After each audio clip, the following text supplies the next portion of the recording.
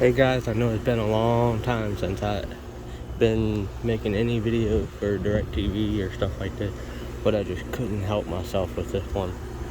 I don't know if y'all can tell, there's a DirecTV line running, screw clips upside down, and I'm here because I work for a fiber company now, and just wanted to show you how good that looks. Because mine is that little line that's literally tucked up, you can barely see. And that's how that DirecTV line is supposed to be run, because it makes it look almost as good, except for it's just a slightly bigger, so it shows just a tinge more. But I just think it's sad that someone did that and just leaves it hanging and doesn't actually want to attach it right.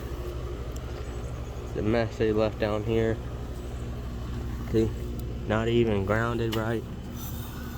And the sad thing is, the ground's right there. Actually, never mind. I lied. It is grounded right. Except they did a regular ground block, and then this. Let's see. That's not done right. I can literally turn it by hand. I bet you there's some water damage in there.